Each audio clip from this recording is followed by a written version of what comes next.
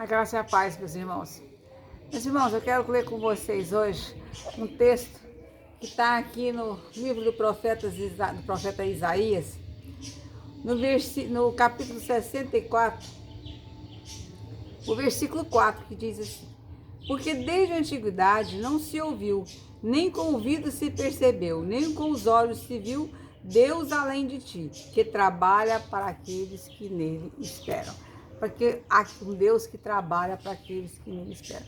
E o que eu quero te testemunhar hoje, não sei o que você vai pensar, mas meus filhos às vezes acham, mãe, isso era exagerada. Mas não é que eu seja exagerada. Tudo que acontece comigo, eu sei que é o Senhor, porque a Bíblia diz que sem mim nada podeis fazer. Então, se é de bom, foi o Senhor que fez. Se é alguma coisa que eu não gostei, é cooperando para o bem, para o meu bem.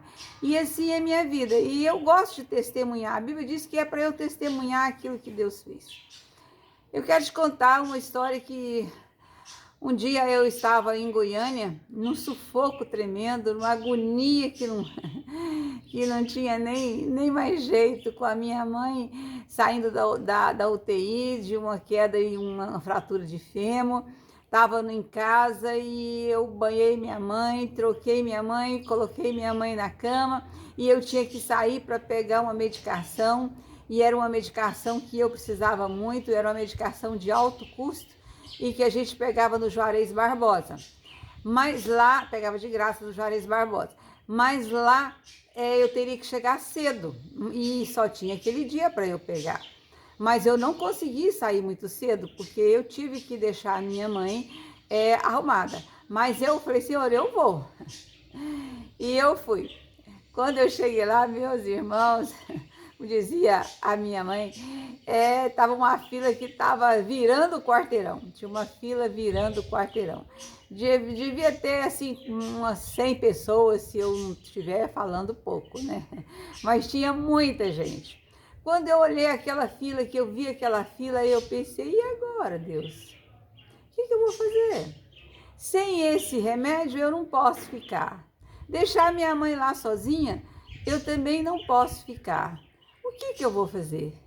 Tem um versículo da Bíblia que eu gosto muito, que diz assim: assim como os olhos da ama estão nas mãos da sua senhora, assim os meus olhos estão nas mãos do Senhor, até que eu veja o que ele vai fazer, até que ele se compadeça de mim. E eu gosto muito desse versículo, quando as coisas estão assim como estavam naquele dia, que eu não sabia o que fazer, não tinha como fazer, eu paro e falo, Senhor, é o Senhor, né? Porque o que eu posso fazer com essa multidão de gente aqui? E eu fiquei na fila pensando, o que será que vai acontecer? E falei, Deus, o que será que o Senhor vai fazer? E que eu estava lá uns 5 minutos pensando se eu ia embora ou se eu ia crer mesmo. E eu estava resoluta em crer, né, que Deus ia fazer alguma coisa. Chegou uma pessoa lá da frente, chegou até perto de mim. Vocês vão achar que é loucura, mas é verdade. E falou para mim assim, olha, eu não vou poder ficar mais nessa fila, eu tenho que ir embora.